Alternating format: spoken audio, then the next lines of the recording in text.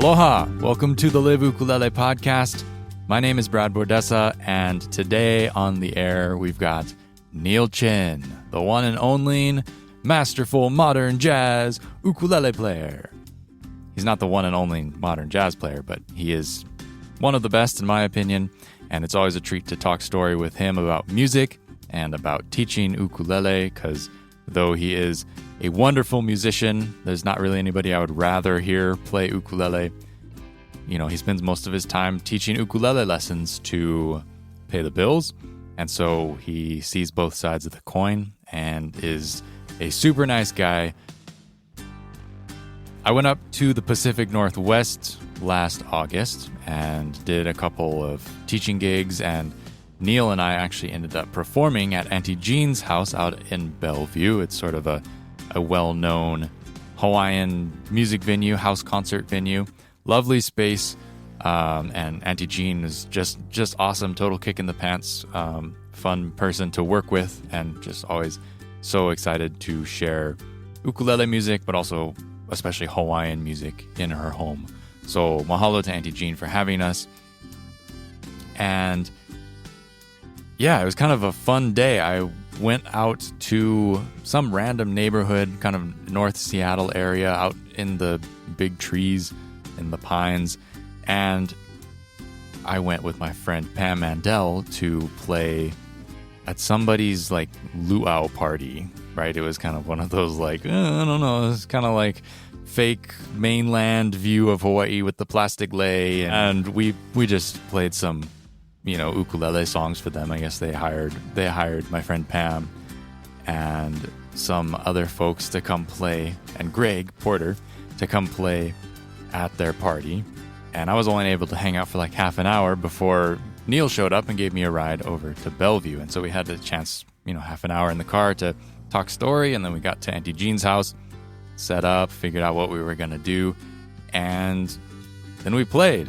And that was the first time we had ever played together. We didn't have a chance to practice, but, we ran through some songs, decided what we were going to play together real quick, and it was lovely. We had a super nice time.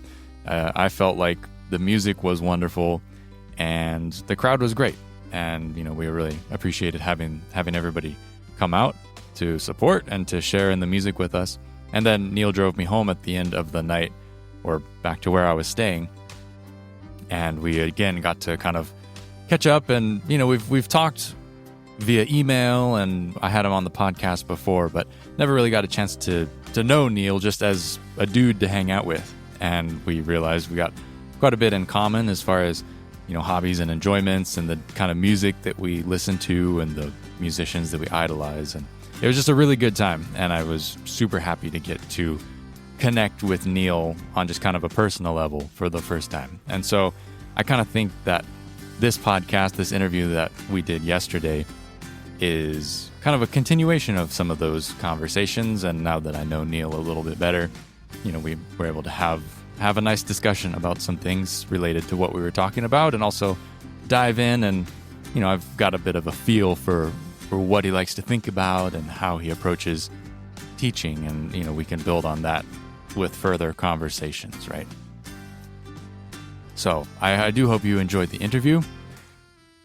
Right before we do that, though, if you like what you hear, please subscribe to the podcast and go check out liveukulele.com/store if you want to have a look at some of my teaching materials. Any of your registrations over there helps directly support what I do here with the podcast and the other free content I provide on liveukulele.com. And also real quick, just want to give an update on the Groove Ukulele ebook. That's coming along nicely. I'm pretty much done with the PDF. I think I'm going to give it one more go over this afternoon and check to make sure that everything is, try and get all the typos out before I send it off to my editors, aka family people. And then I can move on to the next part of the process, which is creating the example videos and putting together the web pages and stuff that will accompany that. But if you're interested in finding out more as the project moves along, it's going to be, let me back up. Groove Ukulele is all about strumming the ukulele and how to link your physical hand strumming motion to the music. And this is a sort of a system that most players, especially higher level players, they actually end up using this whether they think about it or not. It's just how your body kind of wants to strum, it seems like to me.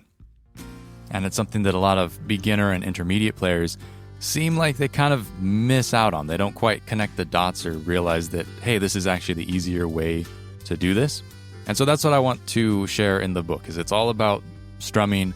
It's about strumming patterns, but it's also about kind of anti-strumming patterns. The whole thing is one strumming pattern, and we look at different ways to bring out the emphasis of certain parts. My last podcast talked a little bit more about the whole idea, so go back and listen to that if you're interested. But if you want to get updates on the progress of the book and find out when it comes out, please go to liveukulele.com/sign up, no hyphen, liveukulele.com/sign up. And you can join my newsletter, and I will let you know, keep you abreast of whatever information I have on the release of Groove Ukulele. All right, here we go. Neal Chin, everybody.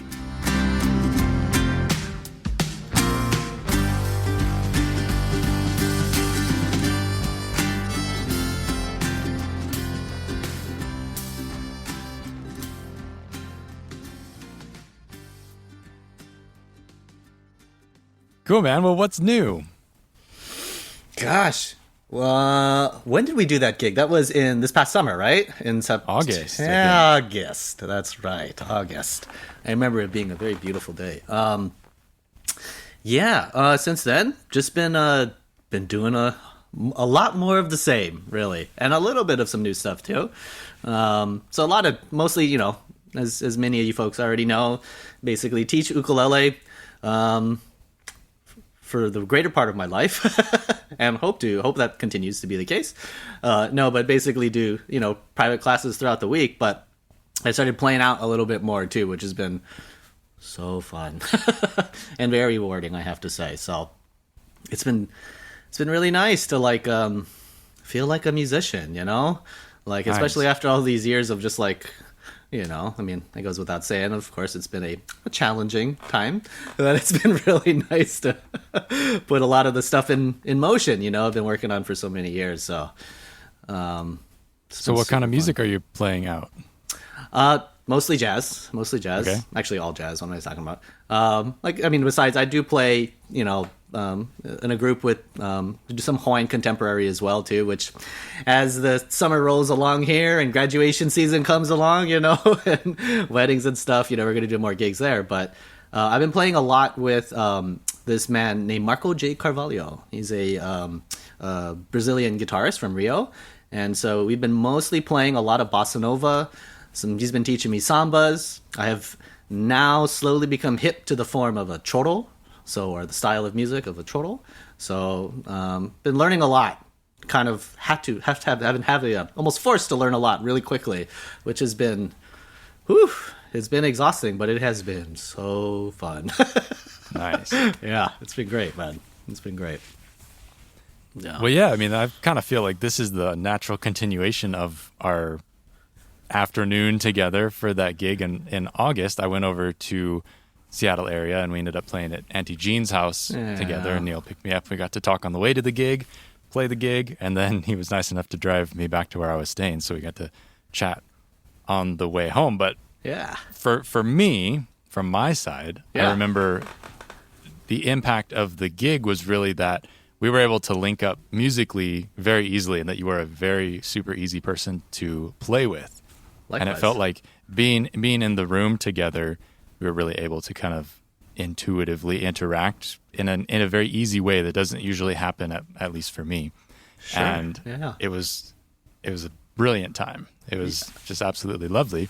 Yes. And from your side, what do you think makes for a musical experience like that, where you can really just kind of lock in with somebody just right off the bat without ever having played with them before? Yeah, it is a mysterious thing to think about, I feel like, because there's just so many factors, right, that are at play in a situation like that. And also I think it's good to paint the picture too. Like, we had never played together before, like, of course, like, yeah, I've heard you play before, online. And actually, I think that might have been the first time we ever met in person, if I'm not mistaken, too. Well, we met many years ago at Folk Fest, very briefly. I'm sorry, you're absolutely correct. That's right, at Folk Life. Yes, but we definitely did not play at that time. No, this is the only time we've jammed. Yes. I'm probably breezing it over in my mind because I know we only got to have like a really brief conversation. I think your mom was there too, right? And yeah, I think so. And we had a really nice conversation after, but not enough to, you know what I mean? Yeah, dig into it. You know what I mean? We got to geek out on the way back, as they're dropping you off, like, of all extra nerdy stuff that we like too, which I thought was really nice. But anyway, I digress as usual. To answer your question, I am a firm believer that chemistry exceeds any skill level, right? Like, and maybe even to point out that circumstance even exceeds skill level, right? And that sometimes is kind of a hard thing to contend with as a performer, because it's nice to have some regular things because there's so much up in the air every single time we perform, right? That, but I think it is always good to lean into, those elements of chemistry, lean into the elements of the circumstance, because you never know when serendipity is going to happen, and it's as much as we like to plan for serendipity, especially as a jazz musician, I always try to plan for serendipity. It's one of those things that, you got to be open to the situation. And I think both you and I were very much, I obviously don't want to speak on behalf of you, but, very much listening to each other. We both kind of, as we've come to find out after, had a lot of similar musical tastes as, and we think we're geeking out about the Tedeschi Trucks band, I think, after, if I remember correctly. Yeah. And I was like, okay, good. All right. We're good here.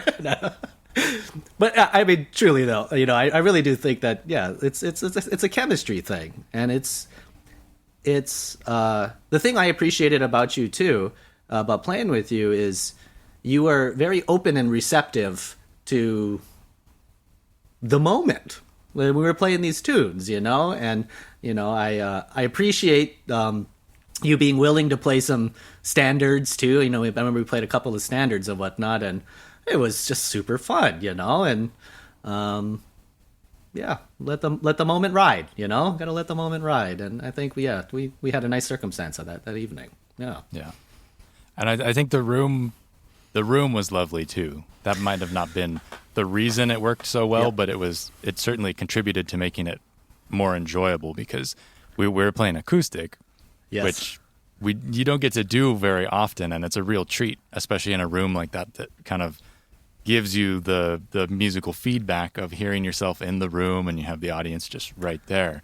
Yes. Learning to play to that too, that was kind of new for me, because I'm used to just like, oh, where's my cable, plug in, and then you have that kind of degraded musical sound that doesn't quite it can be good, but it's not quite the same as that intimate, like, acoustic real sound. And we were able to play off of that in that room, which was so exciting. Yeah, right. Like, as an acoustic musician, right? Like, it's not that it's solely we only play acoustic, but like, I think it's safe to say there's a good part of the experience is, right, just as you say,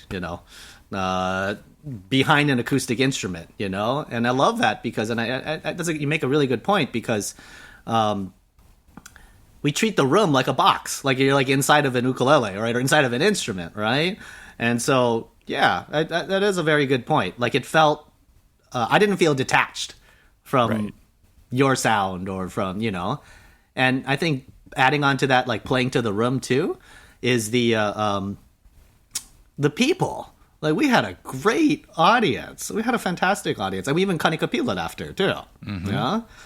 But that energy was a very, it was a mutual feeling. I felt that was kind of going back and forth, which was really, as a performer, right? It's just like one of the best things in the world, right? So, yeah.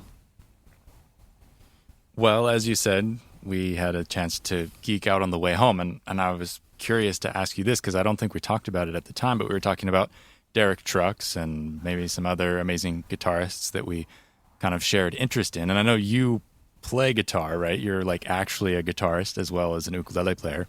But was there guitar stuff when you were kind of honing your chops that you learned on ukulele, like as an exercise to be able to play it on ukulele? Because I know that when I was a teenager, almost everything I listened to is Eric Johnson.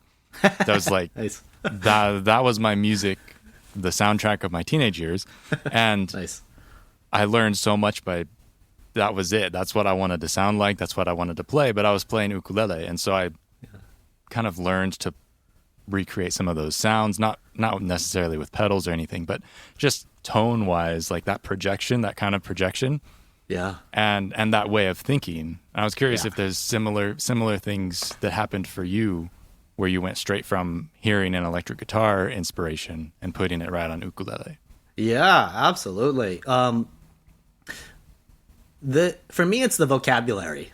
I think that's the biggest part of it that I enjoy, just because there's so much, or I should say, how do I phrase it? Let me think about this. So I enjoy a lot of music that's not played on the ukulele.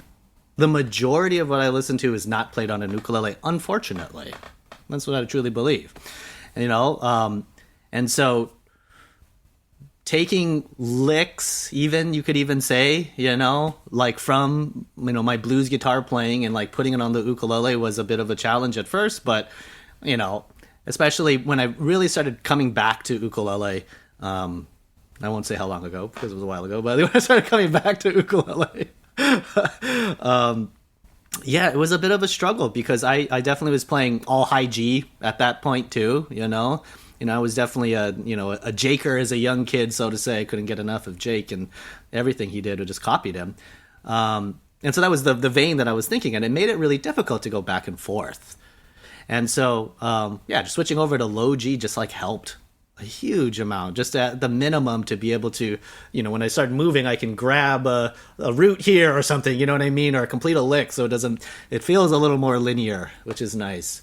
But again, a lot of it is coming from the vocabulary and like taking little licks and things of that sort, like and seeing if they work. Like I was just playing guitar earlier this week, and just because it was late at night and I wanted to play and didn't want to play on something acoustic, so I was playing on my electric, and I just forgot how far you can bend. I was just like, oh my gosh, that's like a tone and a half. Like, oh my goodness. I mean, granted, it may be a bit excessive, but it may be highly expressive, you could say. But it's little moments like that where, it was just a nice refresher to kind of find the virtues of other instruments, And because it's like, I mean, I don't know about you, but like, if I go a half a step of a bend on my ukulele, I'm like, woo, I'm on fire today. And if I go beyond that, it's like, ooh, I don't want to.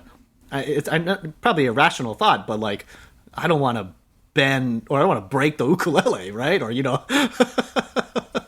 or something to the effect of that, Well, I think I safely found those limits because, like, listening to Eric Johnson, you'd hear like two steps all the time. That's crazy. And it's like, it's completely doable on guitar. It's not that big of a deal. It Right. probably hurt your fingers a little bit, but on ukulele, it's like insane. There's like a couple places, you have to do it on the A string, I think. I don't know if you can even play a two-step bend on the E string at all. You just go off the fretboard. Right. But having that kind of alternate window of that other instrument to, I don't know, I guess frame your understanding of your instrument, to realize like, here are the rules for my instrument as I perceive them, and then there's also the rules as they exist for all of music, which I can try to recreate within the boundaries of the ukulele. Right. It's a fun thing to do, but tricky. Yeah. Have you played any slide ukulele? There was probably like a hot couple of months where I was like really into it 10 plus years ago or something like that, but no follow through. A part of it, I think, was I didn't have something set up like at the time, and so I was getting a lot of the like the rattling of the fretboard. But I mean, I know I'm preaching to the choir when I'm talking to you about this, but it's just like one of the best sounds in the world, right? Like, period. Like, just the microtonal beauty of moving up to something is just so too good.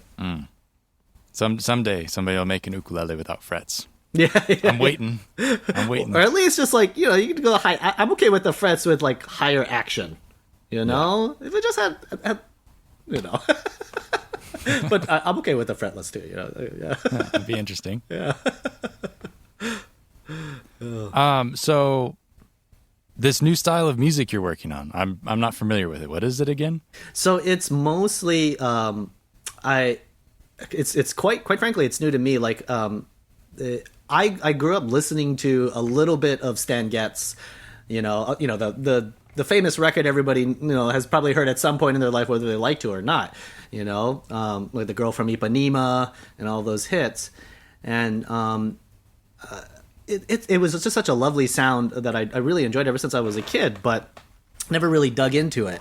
And so basically it's a mixture of bossa nova, samba, and this, if I'm even using the term correctly, because I know it's a form and a style of music, but of choro music. And so it's been really, really insightful. It has been extremely insightful, both as a role, because, I mean, you know, there's not too many ukulele, bossa nova. You know, there's a lot of people who play bossa nova on the ukulele, I think, or bossa nova rhythms and stuff, right? But it's like pop bossa nova, right? Or what's the other one that I always hear? Anyway, you know, like a pop bossa nova type of thing, you know? And so it's been really nice because, like, a lot of these songs, I have no idea, like, what they are. And it's been really fun because Marco has been so gracious to help me out in moments, for sure, too, and help me kind of work through some of these things. But basically, for every gig, he just, you know, basically just takes one of these books and just, like, plops it in front and says, like, okay, here, this way, and then to the top. Okay. Never heard the song before, you know, can kind of manage the changes, you know, but, like, it's just so invigorating to, like, have to figure it out on the fly. The harmony is just so not what I'm used to. Not what I'm used to, you know? Like, I mean, being a jazz musician, like, you know, have my fair share of crunchy chords and real spicy stuff that I enjoy, but they're often in the vein of, like, you know, like, I think of, what's a good example? Like, the Hendrix chord, right? The famous Hendrix chord, right? It's like, is it major? Is it minor? What is it, you know? But, like, that's a really great spicy chord of, like, a sharp to raised note. And I've, you know, used a lot of those, but never have gone the other way, right? Which kind of just, in a sense, makes, I mean, now it makes more sense, you know, logically, but, like, why not? You know, if you're using, like, an augmented fifth to go up to a chord, can't you use a flatted fifth to go down to one? But, yeah. Anyway, all to say, as you can see, I've been very excited about it. It's been really fun to try to figure it out and to try to hear it on the fly, you know, to be like, oh, I used to play the flat five, you know, but not even having that, you know, much time to think, which is. So is he playing lead and you're playing the rhythm? We're going back and forth. And forth. So how I've come to understand, because most of the gigs that we do is just guitar and ukulele, is that, you know, it's there's a big rich tradition of the mandolin, in Brazil. Really? I didn't know this. And I have come to find out there are quite a few amazing mandolin players from, you know, earlier in the century that have, you know, established a great catalog of music. And so for the ukulele, you know, obviously, you know, timbrely in the sense of the strings is going to be different, but range-wise is very similar. Size of the body is very similar. And so it's been really fun to kind of figure out a way to use the ukulele like a mandolin, so to say, you know, and using that vocabulary and, like, transcribing mandolin melodies from, you know, these mandolin players, which has been fun. It's like another angle to, like, listen to music, you know? Like, sometimes it's got to shake things up a little bit to reinvigorate it, you know? So, yeah, it's been super fun. I don't want to make you work because we're supposed to be just hanging out, but I see your uke right there. Any chance you could give a little demo of what you've been working on? Yeah, absolutely. So, what's a good example? Oh okay, we'll do this. Since I know a lot of you out there are ukulele players as well, right? It is not uncommon, right? If you're playing something like 1625. Okay, I'm going to change the voice a little bit. It's in the key of F, so if I go F, D minor 7, G minor 7, and C7. Okay? Millions of songs, right? Millions of songs. But with a chord progression like this, I would often go. Yeah.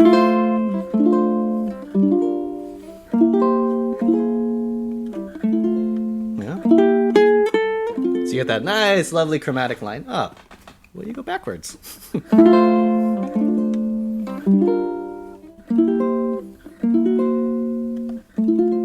Which is like, ooh, all of a sudden that like opens up a whole another route of playing.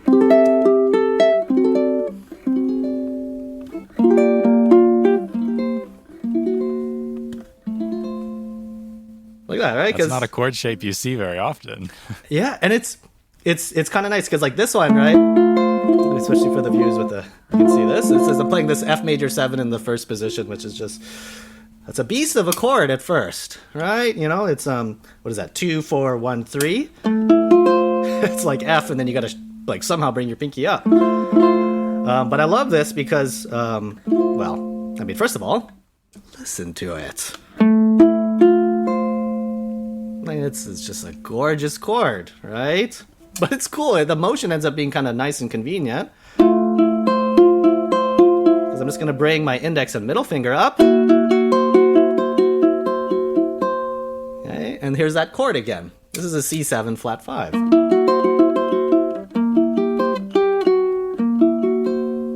and then back to F. Which is just kind of neat, you know? Or it could be a... Anyway, what is that? A F sharp 7 sharp 11. Yeah. But anyway, it's like I love the subtleness in the harmony, you know, cool. Which is just really fun to play with. It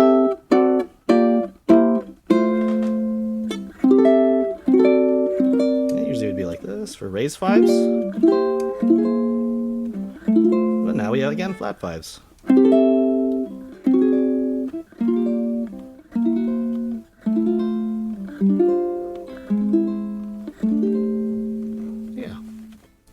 That's a great sound. Yeah, I know, right? That's the thing. It's just such a fun sound to play with, and it's yeah. Cool. Sometimes catches you off guard, which is nice. At least catches me off guard, which is really nice. Cool. Well, thanks for sharing. That's super interesting. Yeah. And so, are you playing out where people can come see you regularly? Yeah, for sure. Well, if you're in Seattle, you can go down and check out. Well, let me tell you, no. No, the schedule changes from month to month, especially, you know, as, you know, summer is coming along and stuff like that. I'm very fortunate to be blessed to be able to travel and teach at festivals and stuff. So there's a couple of those that like pop in and out. But generally speaking, and it should be up on my website if, you know, my manager is being diligent about posting. You know, my manager is definitely, you know, me. No, it should all be up on my website, nealchin.com. But we've been playing at places like the Pink Door downtown, the Tasting Room, it's a little wine bar.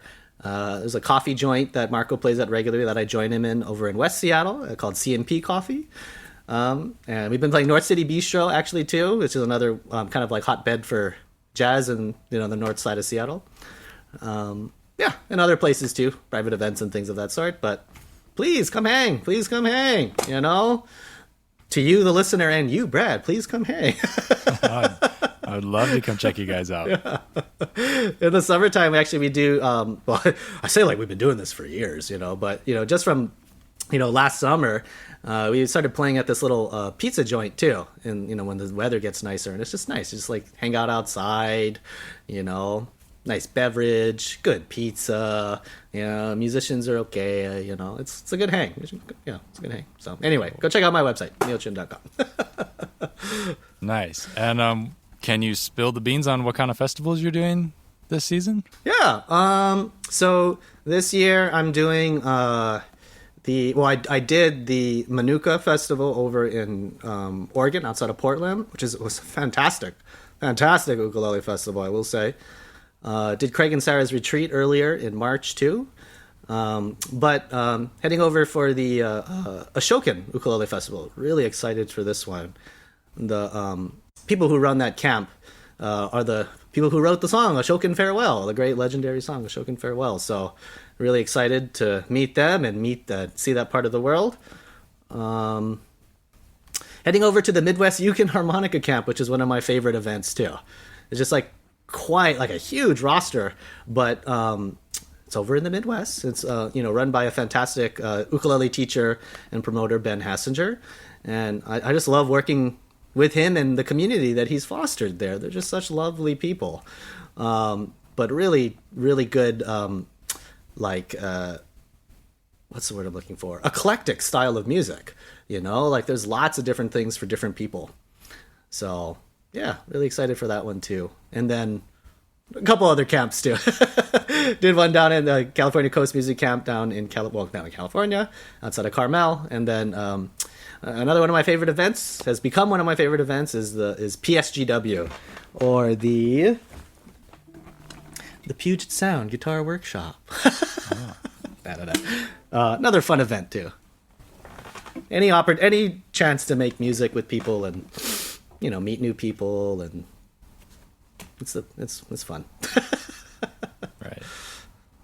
So what are you taking to these workshops? What kind of like student outcomes are you excited about this year? As the teacher? Like what are you stoked to bring to the people? Oh, dude, that's awesome. And that's how I know you're a teacher, right? That's such a teacher. Like, I appreciate that, because it's true. Especially, I think about that a lot after festivals because, in times that I've attended events like ukulele festivals or music camps as an attendee, my goodness, it happens so fast. You learn an incredible amount of information. And then after you're done with it, then it's like, what do I do with this now? Right? Like that's always the big one. And so I always like to have some kind of plan of action, okay, after you guys take this class, then you do X, Y, Z, right? We set our sights. But actually it's funny you asked. I was just doing a whole bunch of lesson plan writing earlier today and yesterday. I have 6 new workshops that I'm doing this year. Which, yeah, I love lesson plan writing. It's super fun. But let me try to remember, what am I teaching? It's all admittedly jazz related in some form or shape, Like, one of the things I'm really excited to teach are these 2 separate classes that are built in a similar way.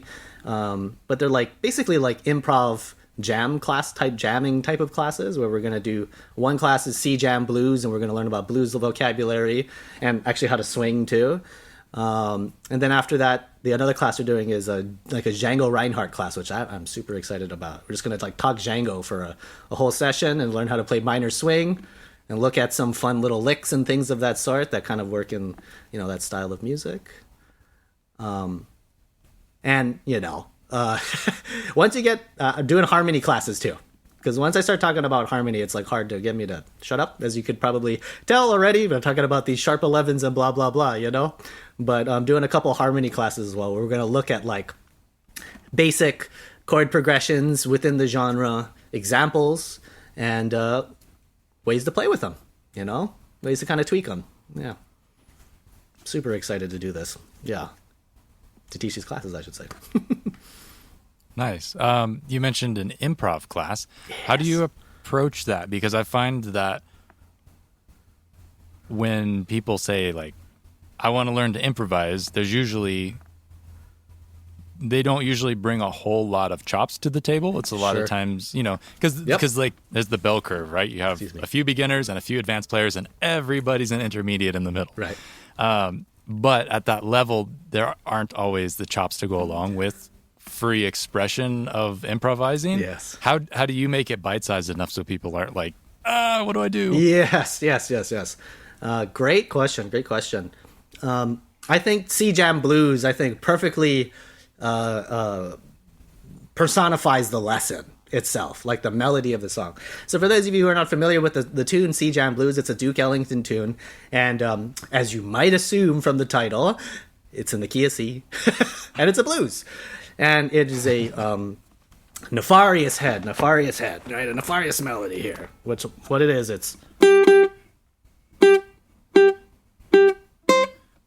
that's it. Okay, so it goes.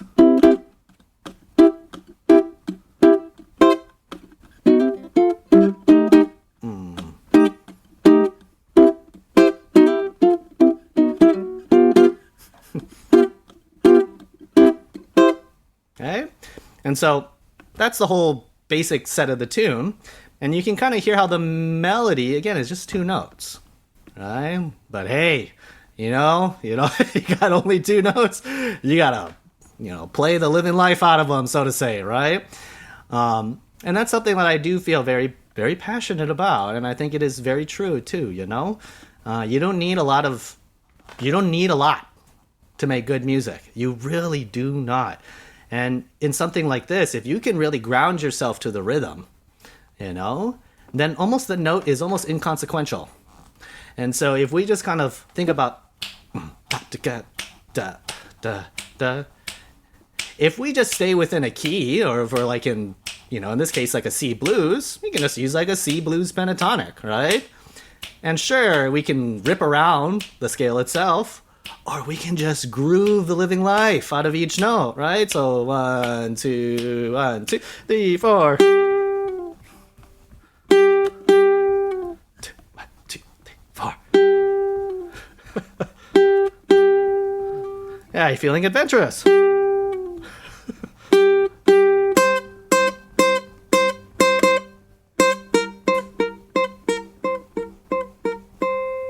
Like there, just 3 notes. All right. And I know for a fact that a lot of people have better musical intuition and knowledge than what they know.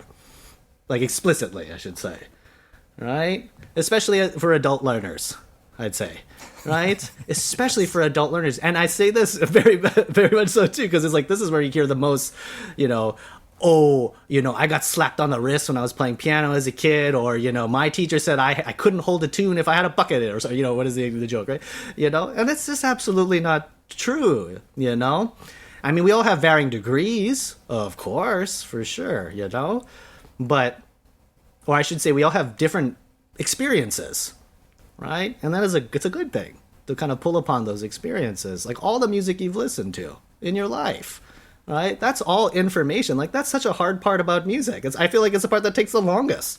It's just like putting it in your head, Because, yeah, there's no substitute but time for that, And so once you get past that emotional, mental barrier, so to say, and you just kind of move into this, like, expressive mindset, which can be a hard thing to achieve, then I think it doesn't matter what you do almost, not to get too philosophical about it, but like, that's just how I feel about it, And so in the class itself, we spend a lot of time disarming ourselves. That's how I think about it. We do little techniques and things of that sort to just like, because that thought comes in so quickly. I can't do it. I can't solo. I can't play. I can't do, blah, blah, blah, blah, blah. Right? And the list is long. I don't know if it happens for you, but it happens for me too. Right? I'm like, I'll never be able to do this. Right? Sometimes it's a joke, as a defense thing, and sometimes it's like a really thought out, like, I can't do this, But it's just like, how productive of a thought is that? Mm-hmm. Disarm is such a good word for that. Yeah. Yeah. Because I think that's what it is. And that's what I spend a lot of my time thinking about. And a lot of what I talk about on the podcast is just like to resign yourself to just playing. Yeah. Just, not worrying about it. Because I know we can stand at the front of the class all day and say that like mistakes don't matter. Nobody's going to die if you make a mistake, blah, blah, blah, blah. It's, right. No one actually cares, But there's still that kind of that clinching of people holding on to like, it's got to be perfect. It's got to, like nobody's perfect. Everybody, you, me, anybody we idolize, we're all just experiencing the music in our own little ways, and it's never perfect. Absolutely. It's never as good as we want. I know that for myself. Absolutely. It's like, maybe you interpret it as, wow, that's so perfect and so beautiful. And I'm like, oh, it's just barely squeaking by.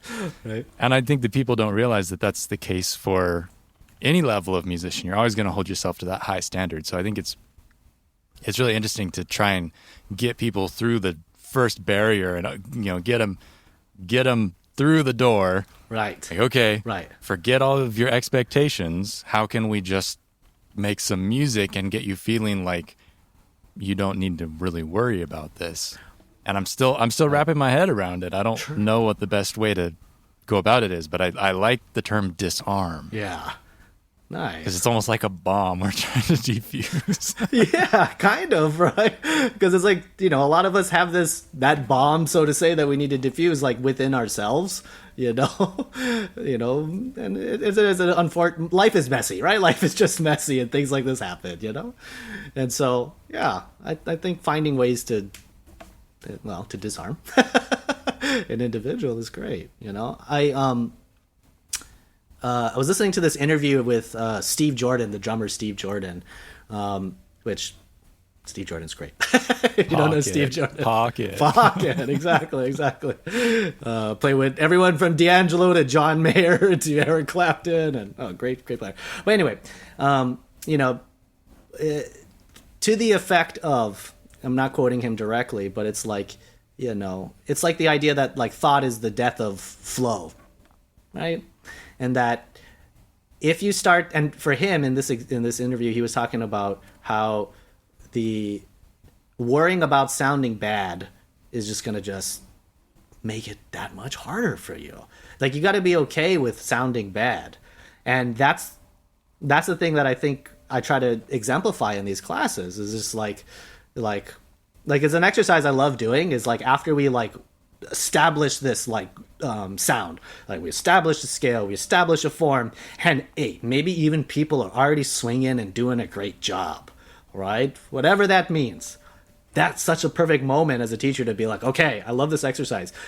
We're going to do the same thing, but I want you to play as wrong as you possibly can. Like, play just outside, like tear, like whatever that means to you, right? Like whatever you thought was right before, just do the opposite. And it's crazy to me. It's crazy to me because the majority of the time, people have a hard time doing that. Right? Which is such a funny thing, not to the fault of the student, but I think it paints a bigger ideal, right, to strive for, right? Like, yeah, once you enter the non-judgmental way of observing music, right, it is so liberating and so freeing. And it also opens the door to, like the idealistic, lovely infinite, that like we all get to experience when we listen to our favorite tune, It doesn't necessarily exist as 1625, but it might exist as,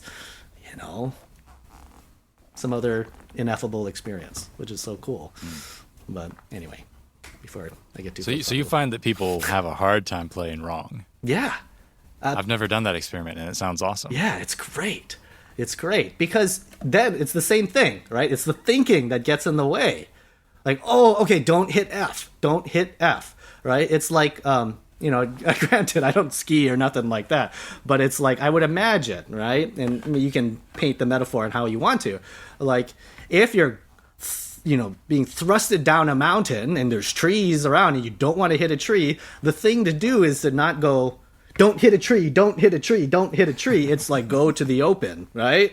Go to an open landing. And it's like, it seems just like an inane shift of perspective, I think, at first, but I think it's kind of everything. I don't know, in a lot of ways. Like, the same thing here. Like, don't worry about like playing bad notes, right? Like, or, to the effect of that, just observe what it is. G. Well, it's just, and that's F. That's sort of the magic of the subconscious too, getting into that realm of how music is better when you're not thinking about it. And when you realize, like, I don't actually know how I'm doing this. You ever have that moment on stage? Yes. And you're like, then it's like, then you have to manually work unbelievably hard to keep the song on track because you realize, like, what are the fingerings for this song? Yes. I know this song, but I don't actually know the song. I don't know it. I don't know it in this way. Right. It's so terrifying to make that realization. It's way easier just to play it intuitively and forget about what you're supposed to be doing. Right.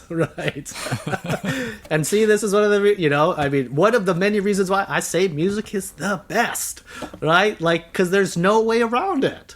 There's no way around the truth, right? There's no way around the music itself, Like, we can make up all of this extra stuff or whatever the case is, but it's, it's not that there's no excuses. There's no, what's the word I'm looking for? I think you get the idea, Like, it's time. It's there's so many facets of it, which it's great. It's a good thing. It's the best thing. It is the best thing. Yeah. Exactly. Cool, man. Yeah. Well, thanks for hanging out. I don't want to take up too much of your time. Oh, no worries. What is your schedule like these days as far as people who want to be maybe your student? Are you still on a wait list sort of setup? Yes, I am. Awesome. I am. Good for you. Yeah. Not so good for the students, but good for you. Yeah, I so have since opened up extra times. Thank you, all you out there, if you are on the wait list, for being so patient. But I am trying to make more times, and one of the things that I've been really wanting to do for a while now is have a drop-in day, because I feel like a lot of times people just need to, not need is a strong word, but like 1 or 2 sessions is plenty good for somebody to set their sights, because oftentimes it's just a perspective thing, So that's one of the things that I'm hoping to do is as the year rolls along, but we'll see, But if you folks, if anyone's interested in taking ukulele lessons or anything like that, best thing to do is just go to my website, because I also do teach in person and whatnot too. Sometimes here in Seattle, but sometimes where you actually live. Sometimes where I actually live, but most of the time out of state, But if there's workshops or events or anything like that, they'll all be posted up there if my manager is on it. So. Yeah. Okay. Yeah. We'll whip the manager into shape. Yeah. He's sometimes he needs a little whipping and. Cool. Well, nealchin.com. Yep. Nealchin.com. Great, man. Thanks so much. Hey, man. Always good to talk story with you, dude.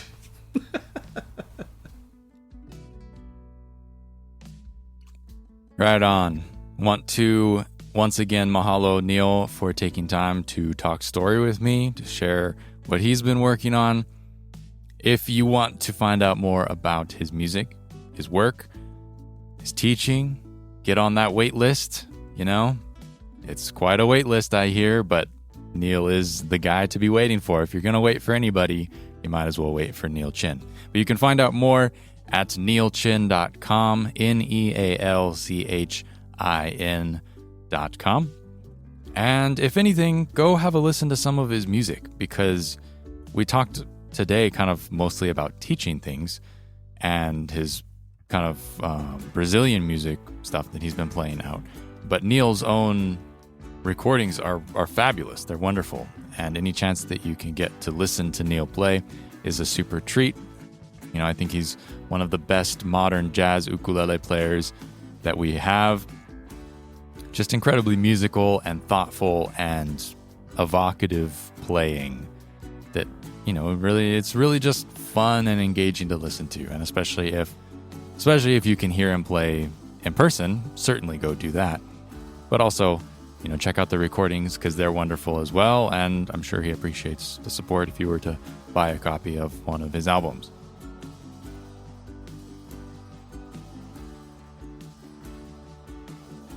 I'll be back with another episode of the Live Ukulele podcast on the 3rd Saturday of this month. I guess that ends up being the 20th. The 20th of May. And so, yeah, Live Ukulele podcast is published on the 1st and 3rd Saturdays of the month. On a roll now. Got a couple ideas for more interviews lined up.